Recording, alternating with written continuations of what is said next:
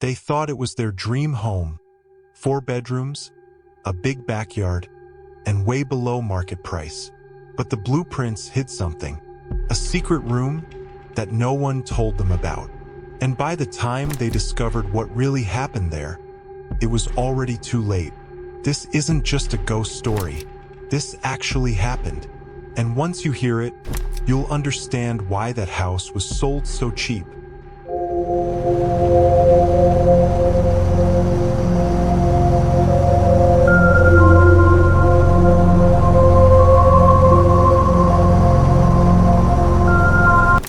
In 2009, the Clark family, Steve, his wife Karen, and their 10-year-old daughter Lily moved from Boston to a quiet suburb in Pennsylvania.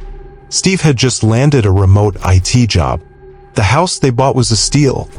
4 bedrooms, colonial style, backyard with a big oak tree, and an unusually low price. Too low. But the seller said it was due to an estate situation. A quick sale, cash preferred. Steve, practical and skeptical, thought they just got lucky. Karen was thrilled. Lily was already picking her room. Even the neighbors seemed polite, if a little distant.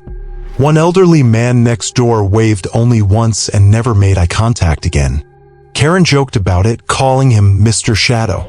Lily explored every corner of the property. She even said she made a new friend named Red. Her parents thought it was just a harmless imaginary friend. It wasn't.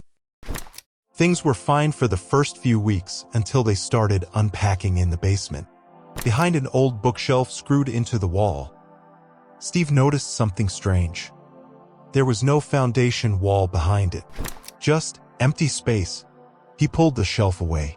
A sealed wooden door, painted over, not listed on the blueprint.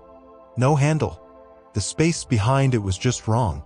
Lily later described it as the place the air doesn't move. Steve, ever the curious one, used a crowbar and popped the door open. Inside was a small, cold room.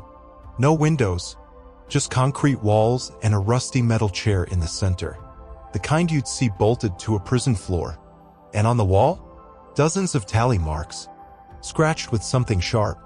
Karen immediately felt nauseated standing at the threshold. Lily stared into the room without blinking. "Red sits there," she said. At first, Steve thought it was a storm shelter, maybe repurposed by a previous owner. Karen wasn't so sure. She said she felt watched standing near it. That night, Lily started sleepwalking, something she'd never done before. She stood in front of the door at 3:17 a.m., whispering, "He's not done counting." They tried to brush it off. Stress, imagination, new surroundings.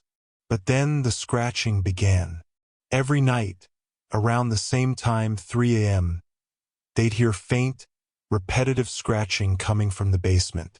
When Steve went down to check, he'd find nothing, except more tally marks, added to the wall.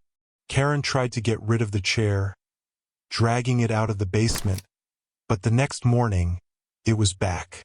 Steve installed a motion sensor camera, thinking maybe it was just a prank. The footage showed something different. At exactly 3:17 a.m., the screen glitched. When it returned, the chair was turned slightly, and the tally marks had grown. Things escalated quickly. Karen found knives moved from the kitchen drawer to the basement steps. Lily's drawings, once flowers and animals, began to show dark figures behind bars. One had red eyes. When Steve tried sealing the door shut again, he found it open the next morning, wide open. Then came the smell. The basement reeked of rot and metal, like rust and blood, even though there was nothing there. Karen called the realtor. No answer. She checked online again for old listings of the house. Nothing recent, but she did find a 1996 article in a local news archive. Retired nurse Linda Rowe, age 74, was found guilty of holding a man captive in a secret basement room for nearly 11 months. Victim was mentally ill, believed he was being cleansed. Room was never officially removed due to legal delays in demolition. The house address matched theirs. The previous owner had converted the space to torture someone in the name of healing. That night, Lily told them Red had changed his name. He says he was once Daniel. In the late 80s, Linda Rowe ran an underground healing ministry. She believed she could cure mental illness through silence, restraint, and isolation. Neighbors reported hearing strange sounds at night, but the house was quiet during the day. In 1996, a tip led police to break down the basement wall and find a man barely alive. He was chained to the very chair the Clarks would discover 13 years later. He had scratched 478 tally marks into the wall. He weighed only 97 pounds. He'd forgotten how to speak. No one knows what happened to him. He disappeared after treatment, but legend says he left the hospital muttering one word over and over. Still counting. The police officer who found him never worked again. He left a note 2 months later. It followed me home. Then came the final night. Steve woke to a low thumping from the basement. He grabbed a bat and crept downstairs. The door was open. On the chair sat something that looked like a man, pale, sunken, unmoving. It blinked once. Steve ran upstairs. Karen called 911. The operator heard growling through the phone. When police arrived, the room was empty. But the tally marks? They had doubled. There were now 956. The next morning, the Clarks left. No debate. Just survival. They left furniture, dishes, everything. Later records show the house was foreclosed, then demolished. The crew who bulldozed it reported strange mechanical failures and said they felt watched. One worker said he saw someone staring at him from the hole where the chair had once been. No one else saw it. One man later died in his sleep. Cause unknown. His last Google search was, "How to break a curse." Steve refuses to speak about it. Karen moved across the country. She sees a therapist regularly. Lily, now 22, still draws red-eyed figures in locked rooms. She says she dreams of a voice whispering numbers.